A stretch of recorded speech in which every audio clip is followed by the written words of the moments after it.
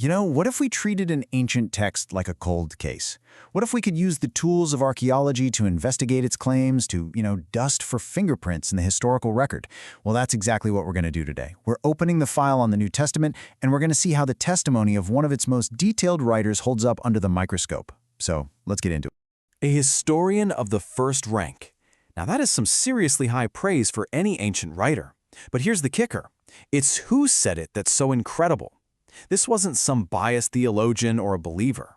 Sir William Ramsay was a world-class archaeologist who started his entire career absolutely convinced the Bible's historical accounts were nothing but a fraud.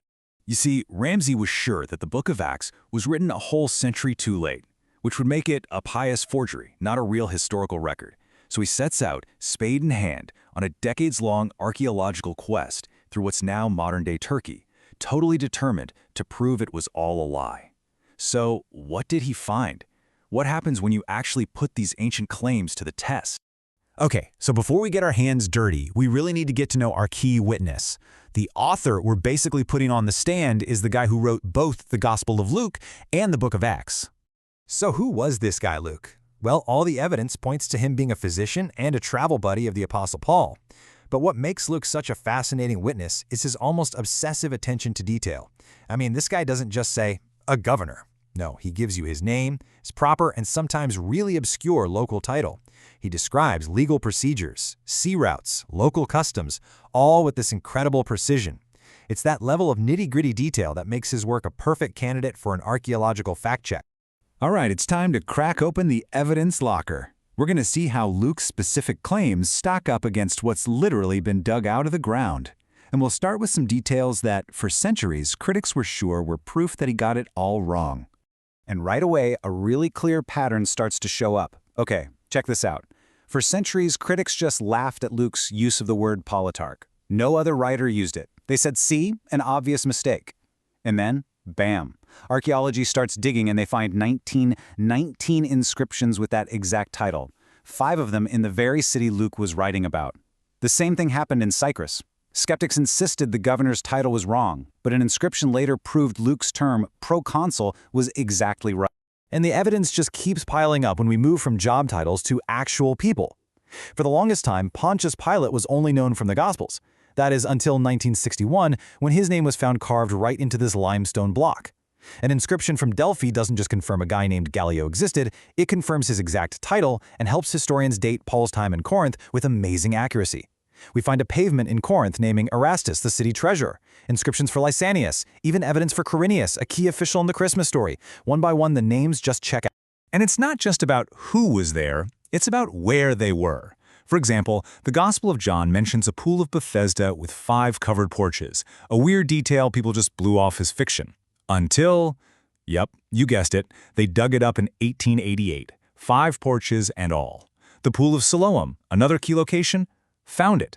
And if you go to Corinth today, you can actually stand on the bema, the literal stone judgment seat where the Book of Acts says the proconsul Gallio held court.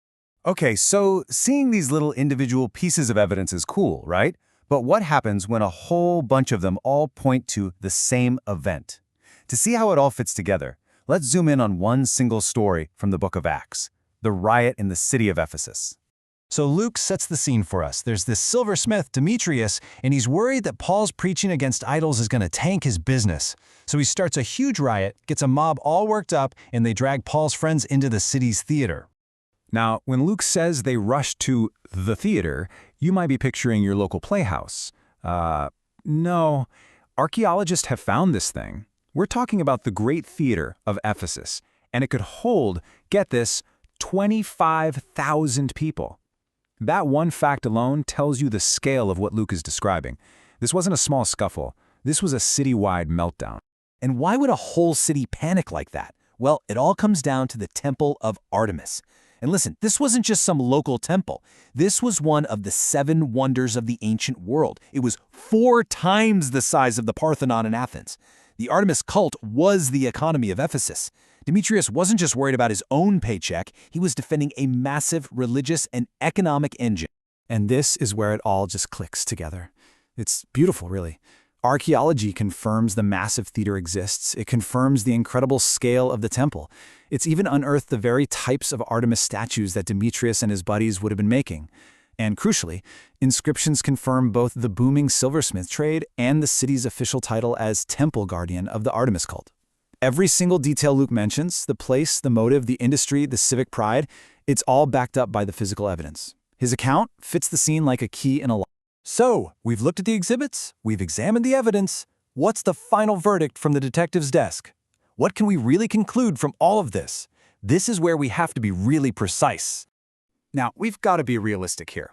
There's this term for archaeology, the discipline of fractions. It just means that only a tiny, tiny fraction of what existed in the past has survived, and an even tinier fraction has actually been found. So we're never going to find physical proof for every single claim in an ancient book. But honestly, that's what makes the evidence we do have so powerful. Given how little survives, the sheer number of details that have been corroborated for Luke's writings is, for many historians, just staggering. And this is maybe the most important takeaway of all. Archaeology can't prove a miracle happened. It can't prove that Jesus was the Son of God. Those are questions of faith. What it can do, and what it does incredibly well, is confirm that the authors were writing about real people, in real places, at a real time. It grounds these stories in a world that we can verify.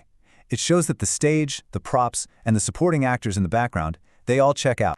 Which brings us right back to where we started, with our skeptic, Sir William Ramsay.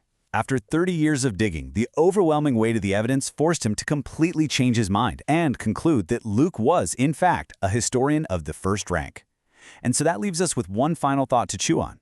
If a writer's proven to be this meticulous, this consistently accurate in all the small, verifiable background details, what does that suggest about their reliability when they start talking about the main events in the foreground?